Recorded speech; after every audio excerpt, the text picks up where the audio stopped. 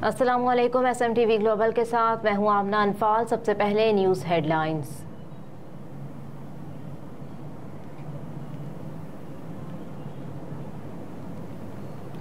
Chief election commissioner से बरतानवी high commissioner की मुलाकात, आइंदा इंतखाबात के बारे में तबादला ख्याल।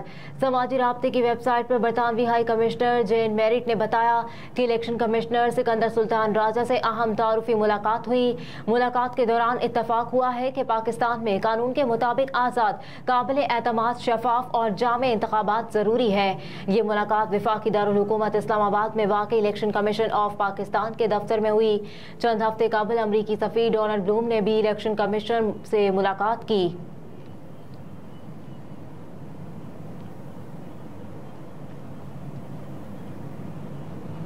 इस्लामाबाद हाई कोर्ट का अली वजीर के खिलाफ FIRs का रिकॉर्ड पेश करने का हुक्म। इस्लामाबाद हाई कोर्ट में अली वजीर के खिलाफ केसेस की तफसीलात फराहमी और हिफाजती जमानत की दरख्वास्त पर समाअत हुई।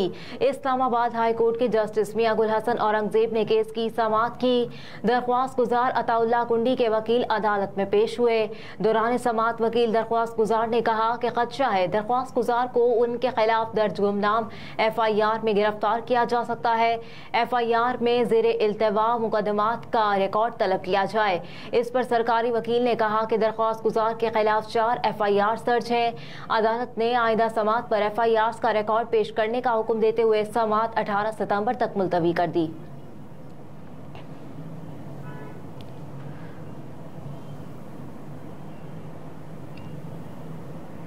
पाकिस्तान को अफगानिस्तान की गैर कानूनी तिजारत से सालाना $3 अरब का नुकसान। ज़राए के मुताबिक अफगान ताजिर ट्रांसिट ट्रेड के ट्रकों के लगे ट्रैकिंग सिस्टम को गैर मुअस्सर कर देते हैं। ट्रकों से सामान सस्ते दामों ब्लैक मार्केट में फरोख्त किया जाता है, जबकि ट्रांसिट ट्रेड की आड़ में स्मगलिंग और मनशियात की खरीदो फरोख्त का काम भी किया जाता है।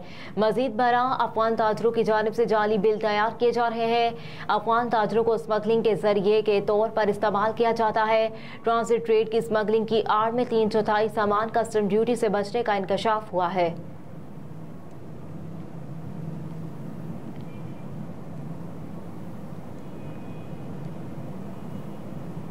सदर प्यूटन के दौरा पाकिस्तान के हवाले से कोई तबसरा नहीं कर सकता। रूसी सफ़ीर डेनिला गैंज ने इंस्टीट्यूट ऑफ पॉलिसी रिसर्च में पाक रूसी ताल्लुकात पर गुफ्तगू करते हुए कहा कि हम यूक्रेन के साथ जंग जीतने की पोजीशन में है। यूक्रेन के साथ जंग हमारी शराइत पर ख़त्म होगी।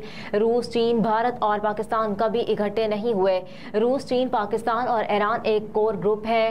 तालिबान को तस्लीम करने का फैसला बैनुल अक़वामी होगा। चंद ममालिक ने इनको तस्लीम किया था, हमने नताइज देख लिए। मानना पड़ेगा कि तालिबान ने मगरबी हुकूमत को अपने मुल्क से बाहर फेंक दिया। हम समझते हैं कि तालिबान इस हवाले से फाते हैं। पाकिस्तान रूस के नॉर्थ साउथ मंसूबे का हम हिस्सा है। हम पाकिस्तान में रूसी ज़बान की तालीम पर काम कर रहे हैं। हम पाकिस्तानी हुकाम के शुक्रगुजार हैं कि उन्होंने अपनी जामियात में रूसी ज़बान शुरू की। हमने अलामा इकबाल ओपन यूनिवर्सिटी में हाल ही में रूसी ज़बान का सेंटर खोला। ये दो तरफा पेशरफ्त है। रूस में हम उर्दू सीख रहे हैं और यहाँ रूसी ज़बान सिखा रहे हैं। हम हुकूमती सतह पर स्कॉलरशिप्स में भी इजाफा करेंगे।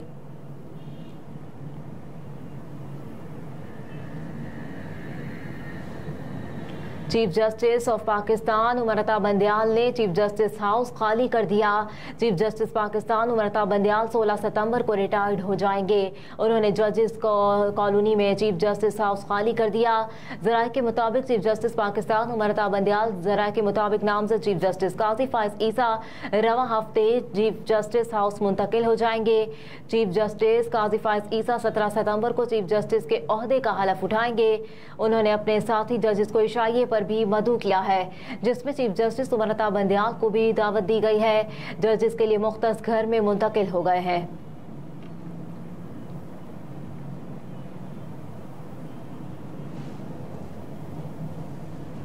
बिजली बिलों में रिलीफ पर पेशरफ्त ना हो सकी। IMF का सनतों से इमारात वापस लेने का मुतालबा।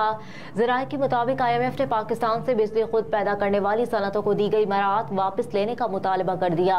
ज़राए के मुताबिक IMF ने मुतालबा किया है कि बिजली बनाने वाली सनतों के लिए गैस निर्खों में फौरी इजाफा किया जाए।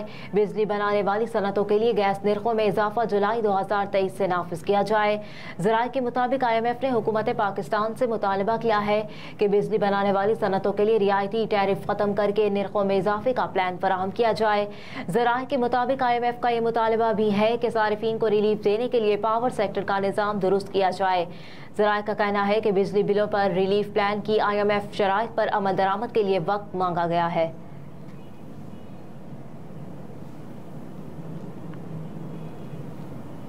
भत्ता वसूली का इल्जाम, सिंध बिल्डिंग कंट्रोल अथॉरिटी का इंस्पेक्टर गिरफ्तार। कराची की तामीरात में संगीन नौयत की बेज़ाब्तगियों का और भत्ता वसूल करने के इल्जामात के तहत सिंध बिल्डिंग कंट्रोल अथॉरिटी के इंस्पेक्टर ज़ियाउर रहमान उर्फ ज़िया काला को गिरफ्तार कर लिया गया। SSU के senior superintendent police Junaid Shaikh के मुताबिक पुलिस के स्पेशल इन्वेस्टिगेशन यूनिट ने सिंध बिल्डिंग कंट्रोल अथॉरिटी के इंस्पेक्टर ज़ियाउर रहमान उर्फ ज़िया काला को गिरफ्तार किया है। मुलजिम ज़िया काला और उसके साथियों के खिलाफ कराची के प्रेडी थाने में इंसदाती दहशतगर्दी के दिफा के तहत मुकदमा नंबर 488-23 दर्ज है, जिसके तहत मुलजिम और उसके साथियों ने जेर तामीर इमारत से 40 लाख रुपए भत्ता मांगा और 5 लाख रुपए वसूल किए। पुलिस के मुताबिक ज़िया काला अजीजाबाद के इलाके यासीनाबाद गुलशन शमीम का रिहायशी है, जो मुत्तहदा कौमी मूवमेंट के उरूज के दिनों में सिंध बिल्डिंग कंट्रोल अथॉरिटी में कली के तौर पर भर्ती हुआ, जो बाद अज़ां तरक्की करते हुए इंस्पेक्टर के ओहदे पर जा पहुंचा। पुलिस के मुताबिक इस मुकदमे के अलावा मुलजिम और उसके साथियों पर SBCA में संगीन नौयत की बेज़ाब्तगियों और करोड़ों रुपए की करप्शन के इल्जामात की तफ्तीश भी की जा रही है।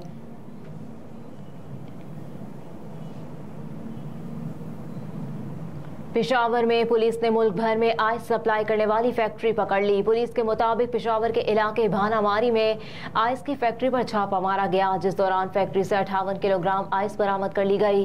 पुलिस के मुताबिक ये मुल्क में अब तक की सबसे बड़ी कार्रवाई है, जिसमें 2 मुलजिमान को गिरफ्तार किया गया है।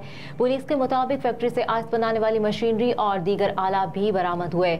मुतालिका फैक्ट्री से मुल्क भर में आइस सप्लाई की जाती थी।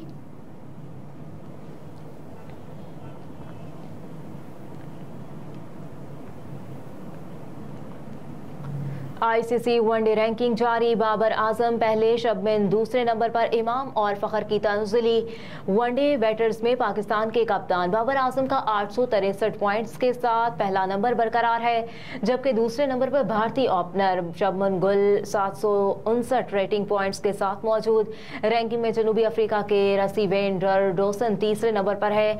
ऑस्ट्रेलिया के डेविड वार्नर एक दर्जे तरक्की के बाद चौथे नंबर पर आ गए। पाकिस्तान के ओपनर इमामुल हक एक दर्जे तनाजुली के बाद 5वें नंबर पर चले गए। जनूबी अफ्रीका के wicketkeeper batter Quinton de Kock एक दर्जे तरक्की के बाद 7वें नंबर पर आ गए। भारतीय क्रिकेटर विराट कोहली की एक दर्जा तनाजुली के बाद रैंकिंग में पोजीशन 8 हो गई। भारतीय कप्तान रोहित शर्मा की रैंकिंग में एक दर्जे तरक्की हुई, जिसके बाद वो 9वें नंबर पर आ गए। पाकिस्तान के फखर जमान एक दर्जे तनाजुली के बाद 10वें नंबर पर चले गए।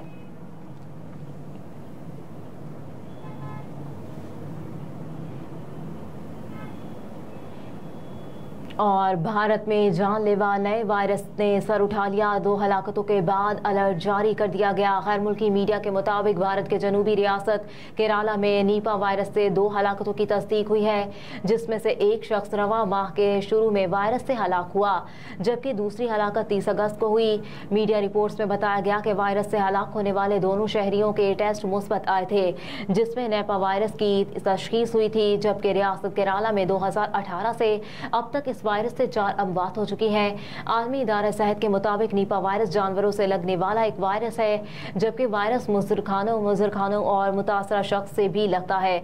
कभी कभार वायरस में मुब्तला शख्स में इसकी कोई अलामत जाहिर नहीं होती, तहम कभी कभार मुतासरा शख्स को सांस लेने में दुश्वारी का सामना होता है।